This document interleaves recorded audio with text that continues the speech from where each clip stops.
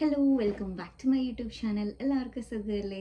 ഞങ്ങളിവിടെ സുഖമായിട്ടിരിക്കുന്നു. അപ്പോൾ നമ്മൾ തംബ്നെയിലിൽ കണ്ട പോലെ തന്നെ പ്രഗ്നൻസി ടൈമിൽ നമുക്ക് യൂസ് ചെയ്യാൻ പറ്റുന്ന സേഫ് ആയിട്ടുള്ള സ്കിൻ കെയർ പ്രൊഡക്ട്സിനെ കുറിച്ചിട്ടാണ് ഇന്ന് നമ്മുടെ വീഡിയോ ചെയ്യാൻ പോകുന്നത്. അതിനു മുമ്പ് നമ്മുടെ ചാനൽ ആദ്യമായിട്ട് കാണുന്നവരാണെങ്കിൽ ചാനലൊന്ന് സബ്സ്ക്രൈബ് ചെയ്യാൻ മറക്കരുത്. അതുപോലെ തന്നെ ഇഷ്ടപ്പെട്ട് കഴിഞ്ഞാൽ ലൈക്ക് ചെയ്യാനും കമൻറ്റ് ചെയ്യാനും ഹെൽപ്ഫുൾ ആണെന്ന് തോന്നി കഴിഞ്ഞാൽ ഫ്രണ്ട്സിനൊന്ന് ഷെയർ ചെയ്യാനും മറക്കരുത്. അപ്പോൾ നമുക്കധികം വലിച്ചു നീട്ടാതെ വീഡിയോയിലോട്ട് പോകാം. അതിനു മുമ്പ് എൻ്റെ ഫേസ് കുറച്ചൊന്ന് ഡള്ളായിട്ടിരിക്കുന്നുണ്ട്. ഇന്ന് മോർണിംഗ് സിക്നസ് നല്ല രീതിക്ക് എനിക്കുണ്ടായിരുന്നു. ഇന്ന് കുറച്ചധികം വോമിറ്റിംഗ് ഉണ്ടായിരുന്നു. അപ്പോൾ അതിൻ്റെ ക്ഷീണം നിങ്ങൾക്ക് ചിലപ്പോൾ കാണാൻ പറ്റും എൻ്റെ മുഖത്ത്.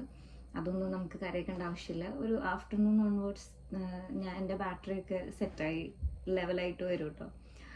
അപ്പോൾ നമുക്ക് വീഡിയോയിലോട്ട് പോകാം. നമുക്കറിയാം, നമ്മുടെ ഈ പ്രഗ്നൻസി ടൈമിൽ സ്കിന്നിൽ പല ടൈപ്പിലായിരിക്കും ചേഞ്ചസ് ഉണ്ടാവുക. പലർക്കും പല പോലെ ആയിരിക്കും. ഈ ഒരു ടൈമിൽ പല വിധത്തിലായിരിക്കും നമുക്ക് ഹോർമോണൽ ചേഞ്ചസ് ഉണ്ടായിരിക്കുക. അപ്പോൾ അതിൻ്റെ മാറ്റങ്ങൾ കൊണ്ടുമായിരിക്കും ഇതെല്ലാം സംഭവിക്കുന്നുണ്ടാവുക. നമ്മുടെ ശരീരത്തിൽ മെലാനിൻ പിഗ്മെൻറ്റ് കൂടുതലും ഈ ഒരു ടൈമിലായിരിക്കും പ്രൊഡ്യൂസ് ചെയ്യുന്നുണ്ടാവുക. പ്രത്യേകിച്ച് നമ്മുടെ അപ്പർ ലിപ്പിൽ, അതുപോലെ തന്നെ കഴുത്തിൽ, നമ്മുടെ ബോഡിയിലെ പല പാർട്സിലായിരിക്കും ബ്ലാക്ക് ഷെയ്ഡ് ആയിട്ട് ഇങ്ങനെ കളർ ചേഞ്ചസ് ഒക്കെ വരുന്നതായിട്ട് നമുക്ക് തന്നെ മനസ്സിലാവും. എന്നാൽ ഇത്തരത്തിലുള്ള കാര്യങ്ങൾ മുഴുവൻ ഈ ഒരു പ്രഗ്നൻസി സ്റ്റേജോട് കൂടി തന്നെ നമുക്ക് കഴിയുമെന്നാണ് പറയപ്പെടുന്നത്. അപ്പോൾ പക്ഷേ നമുക്ക് ഈ ഒരു ടൈമിൽ സ്കിന്നിലൊക്കെ ഇങ്ങനെ മാറ്റങ്ങൾ വരുമ്പോൾ ഓട്ടോമാറ്റിക്കലി നമുക്ക് ചില വിഷമങ്ങൾ ഉണ്ടാവും. അത് വലിയ കാര്യമൊന്നും ആക്കേണ്ട ആവശ്യമില്ല. ഇപ്പോൾ സ്ട്രെച്ച് മാർക്സിൻ്റെ വീഡിയോ എൻ്റെ വീഡിയോ കാണാത്തവരെല്ലാവരും പോയി കാണാം. സ്ട്രെച്ച് മാർക്സ് എങ്ങനെ നമുക്ക് പ്രിവെൻറ്റ് ചെയ്യാന്നുള്ളതിൻ്റെ വീഡിയോ ഒക്കെ. അപ്പോൾ ഇതൊക്കെയാണ് മദർഹുഡ്. അത് നമ്മൾ എൻജോയ് ചെയ്യാൻ ആദ്യമേ തയ്യാറാവണം. എന്നാലും നമുക്ക് ചെയ്യാൻ പറ്റുന്ന കാര്യങ്ങൾ, ഹോം റെമഡീസൊക്കെ നമുക്ക് ചെയ്യാവുന്നതേ ഉള്ളൂ.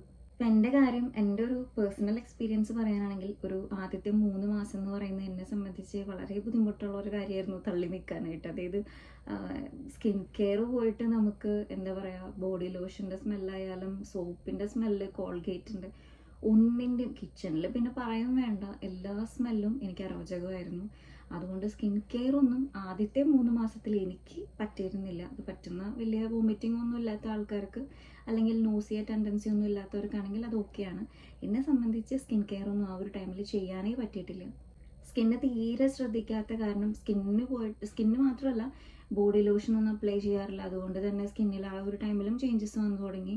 ഒരു 2-ാം മാസം മുതലേ നമുക്ക് ചേഞ്ചസ് വന്നു തുടങ്ങി, ഇച്ചിങ് വന്നു തുടങ്ങി. അതുപോലെ തന്നെ ജസ്റ്റ് കുളിക്കുക, അത് തന്നെ ചെയ്യുന്ന, അല്ലാണ്ട് ഒരു ബോഡി ലോഷൻ അപ്ലൈ ചെയ്യുക ഒന്നും ചെയ്യുന്നില്ല. അപ്പോൾ അതിൻ്റേതായിട്ടുള്ള നെഗറ്റീവായിട്ടുള്ള മാറ്റങ്ങൾ എൻ്റെ ബോഡിയിലും സംഭവിച്ചിട്ടുണ്ടായിരുന്നു. അതുകൊണ്ട് തന്നെ മുഖക്കുരു നല്ല രീതിക്ക് വന്നിട്ടുണ്ടായിരുന്നു. നല്ലപോലെ പിമ്പിൾസ്, ഫേസിൽ മൊത്തം പിമ്പിൾസ് ആയിരുന്നു. പക്ഷേ എനിക്ക് പിമ്പിൾസ് വന്നാലും ഇതൊന്നും ടേക്ക് കെയർ ചെയ്യണമെന്ന് എനിക്ക് തന്നെ സ്വയം തോന്നിയിരുന്നില്ല. കാരണം എൻ്റെ അവസ്ഥ വളരെ